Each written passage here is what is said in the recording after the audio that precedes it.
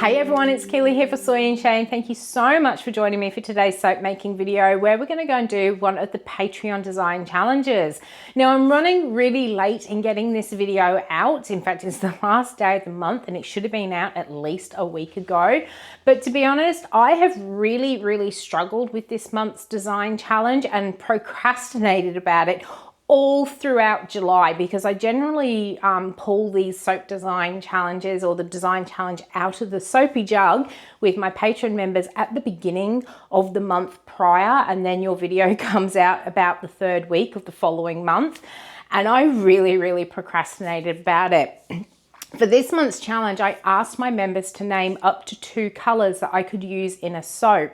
And I put all the suggestions into a soapy jug, and the one that came out was from Suzanne, who runs Wombat Lagoon here in Australia. I've left links to her business down below so you can go and check it out. But Suzanne wanted me to use Cherry Bling, which is the name of one of the My Micro Obsession micas from off of Heirloom. And she also wanted me to use a silver. Now these 2 colors, beautiful together. I had no problem with the 2 colors that came out. My problem comes from the fact that I couldn't settle on a design that complemented these 2 colors. I'm the type of soap maker where my color choice has to make sense to the fragrance choice or the embeds or something like that. I envy people like Lee from Wickedly Goods, who can take something like lemongrass and Persian lime, which in my head is yellow and green, and she can take that fragrance and she can make a hot pink and purple soap. I would still use that soap, but my head will not let me make that soap. It's really strange. It's a funny little quirk I have. I live with it, and then it does kind of hamper me when it comes to doing design challenges like that. But that's the whole point behind these challenges, is to push me out of my comfort zone. But I really did sit and procrastinate about what to do with this color combination because I couldn't come up with anything that made sense. And then the one night I was sitting at home and I thought, you know what, it's been a while since I've actually made a sea salt soap. You know, a soap bar that is packed full of sea salt. These bars, they've got such a spa-like quality to them. People think that salt is super drying, but the reason it's so good at drying things out is because it draws moisture into itself. And when it's in a bath and body product like a soap or a scrub, it is super hydrating to use on the skin. And these soaps are absolutely amazing. And I realized I don't actually have a salt bar on my shelf, and I always like to have at least one salt bar there. So for that reason, I decided that this color combination would be perfect to use with pink Himalayan salt. It's got that kind of pink and gray sort of look to it. So that's what we're going to go and make today, my sea salt soap bar using pink Himalayan salt and using the Cherry Bling mica and a silver. Let's go. All right, so let's get on with making this soap. Hopefully I'll get used to this kind of angle again and we don't keep, you know, pulling things too far out of the picture. First thing I'm going to add in is a little bit of kaolin clay. Even though my Soul Sife recipe or my salt bar recipe, it feels really silky smooth on the skin, I still like to add in that little bit of kaolin clay just to give it a little bit more slip on the soap. So I'm going to get this mixed into my oils. All right, that's mixed in with no lumps and bumps. Let's grab our lye water here. Now my recipe here is a little bit different to my usual recipes. It does have a little bit more coconut oil in it. Although we know that bubbles do not necessarily mean that it is cleaning any better, consumers have always been led to believe that the more bubbles, the better it is. The truth of it is, the more bubbles there actually are, the more chances are that you are already clean and don't need it. It's why your shampoo always bubbles up so much better on that second wash, is because your hair is already clean and there's nothing to break those bubbles apart. And that's the same when it comes to soap. I'm just going to unclip that. So we've got our lye water in. Let's give that a bit of a mix.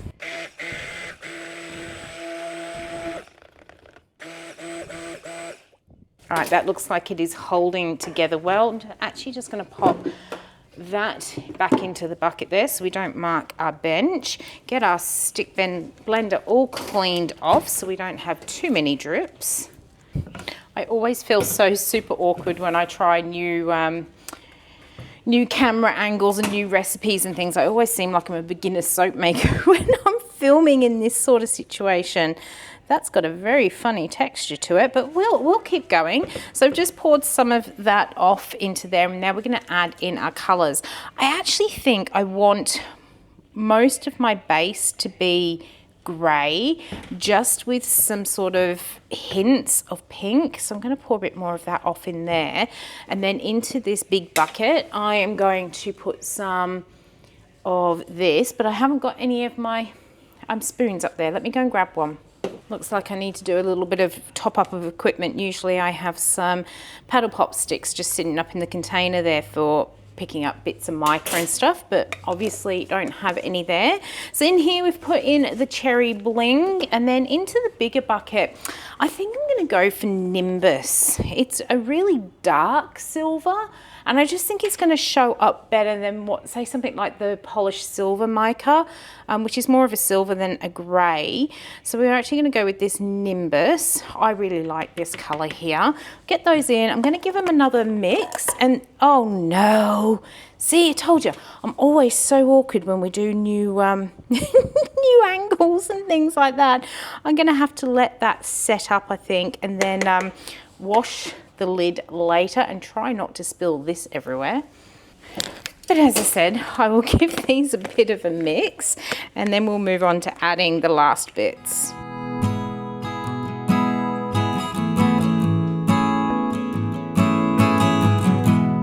I think I'm also going to have to work out something with the whole lead on my stick blender. I know when I moved into this shop I said I wanted to get myself one of the cordless ones, but unfortunately the economy is just so slow at the moment that that's just a little luxury that I just, you know, while my other stick blenders work, I'm not going to replace them with something that is going to be a bit of a luxury while the economy's this bad.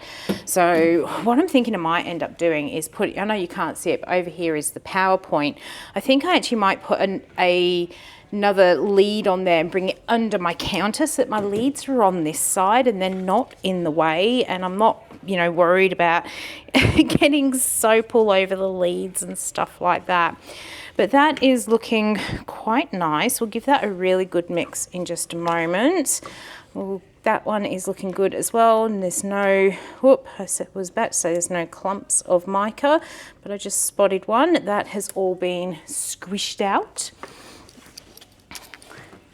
Now, first of all, I'm going to add in my salt because I don't know how the fragrance oil is going to behave. So I just want that time to mix this salt in. And in here, I've got a combination of pink Himalayan and some flossy sea salt, which I get from off of Heirloom. It's kind of in between having a rock salt and a fine salt.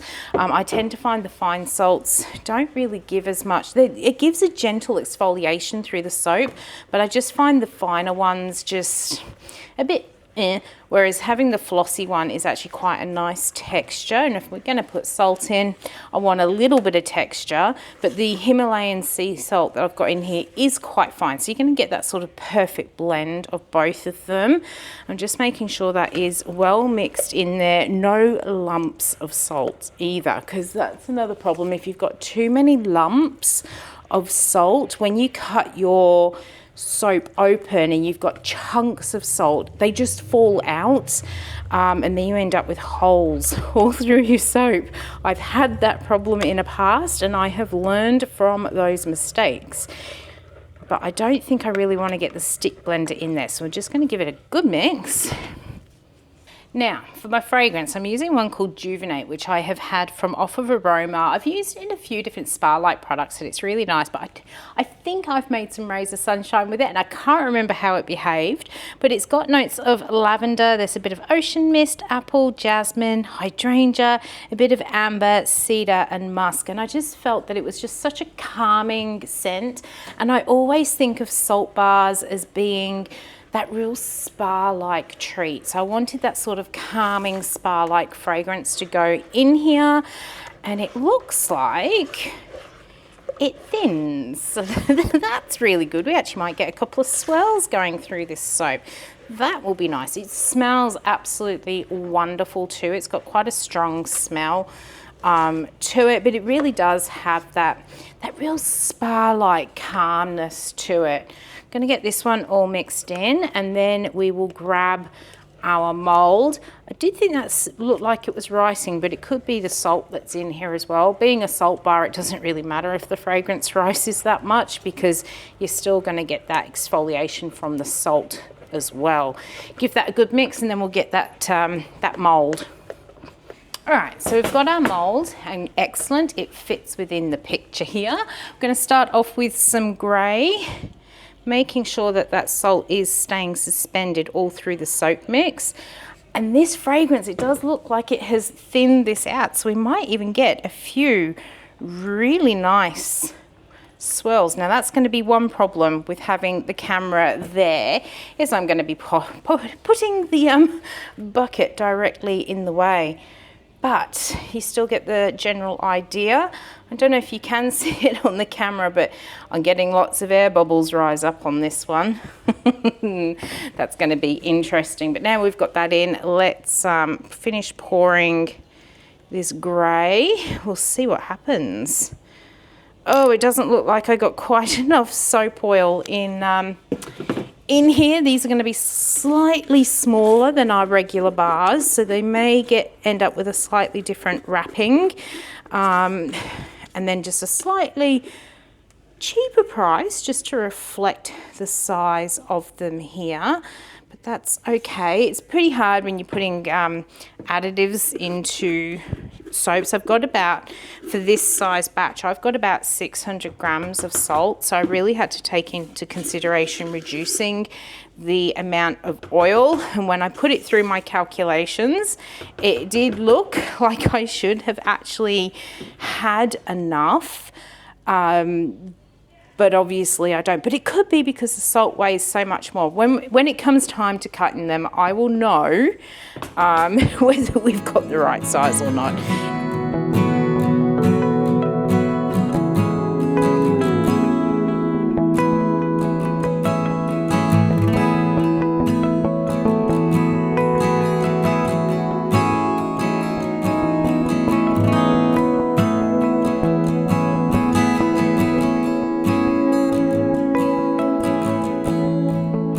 But there it is.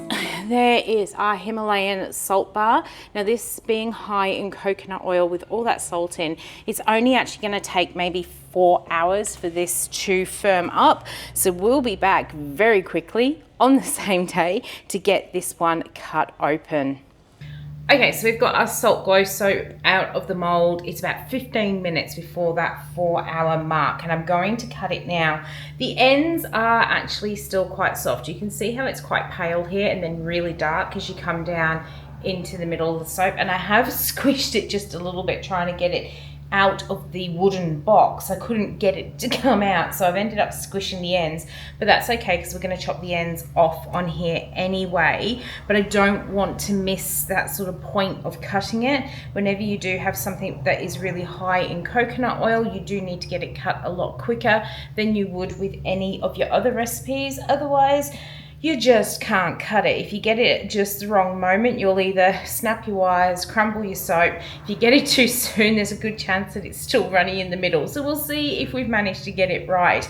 I'm going to be using my single bar cutter. So I've got that all set up and ready to go. And I'm going to start by cutting these end pieces off and hoping for the best. It is looking pretty good. Liking that so far. All right, that is looking good. I have to go and get myself a little bit of paper towel so we're not dragging that salt through here each time. So while it is like this, you do have to be very careful not to knock and bash it too much. But like I said, you need to get it at that right time. I think I've got this wide enough. Let me just double check. Yes, it is. It just doesn't look quite right, but it is. I know if you do want to make your life a lot easier when it comes to making salt bars and bars high in coconut oil, use single soap bar molds and don't do them in loaves. But this certainly does give you a bit of anxiety when you are cutting the soaps, but I absolutely love the look of them. They are still warm. I've got my gloves on because they've not fully saponified yet, but I am loving the color of it. So I was really struggling, as I said, with that sort of pink and gray color combination. Like, I've had tons of ideas. One of the first things that went through my head when I had pink and grey, I immediately thought of Dumbo and the pink elephants. I don't know why, but that was one of the things that went through my head. But just, I didn't know how to pull that one off. And I did think about flamingos. And then I've got my cup that Lee from Wicked Lee sent me. He sent me this absolutely gorgeous cup with this little grey sloth and pink frangipanis. And I was kind of then inspired to do pink frangipanis, but I didn't know how to incorporate that grey into it. So I was really struggling, but I am really loving this color combination with that salt. Now, as I said, the bars are a little bit shorter than what my bars usually are, but the weight is definitely there. So I just went and popped that one onto the scale there. It's definitely the weight of what my soaps come out when I cut them, so it must just be that salt is so much heavier than the oils and the water that would normally be in here, that I should have probably added a little bit more oil to get it fuller, but it would have made my bars of soap quite heavy. Now what I'm doing is I'm actually popping these onto my tray. It's probably a little bit more difficult for you to see, is I am putting these soaps back together so that they are going to be nice and tight together on my board. Normally when you take them off the cutter, you would put them so there's a little bit of a gap in between them, allowing the air to get between the bars and starting to that cure process. But soap generally takes, most people say 24 hours, but soap can actually take up to 72 hours to cure. So this, not cure, sorry, to saponify. So this soap is nowhere near being saponified. So we've still got that lye in here, and we need to keep, I'm going to keep some of that warmth in there that the soap is generating to make sure that it finishes its saponification process overnight. But we do need to get this one cut right now to make sure that we can get them cut. So I'm going to just make sure that I leave them on the tray all nice and tight together, so that it finishes that process off. And then the next day I'll be able to go through and start looking at tidying them up. But I absolutely love how this pink has come out in this soap. I don't know if it's because of the recipe. I was expecting it to be a lot darker in color. Like, this is the color of the mica, and you can see it's just got this real sort of bubblegum bling to it. I really like that color combination. I was also able to clean up the lid that I dropped into my little soap pot, and I was able to get that dried and popped back onto my tub of grey mica, so I didn't get it spilled anywhere. But there it is. I hope you've enjoyed coming along with me as I have made my new Salt Glow bar. If you did, why not leave me a thumbs up and any comments down below. And until the next video comes out, I hope you have a good one, and I will see you then. Bye.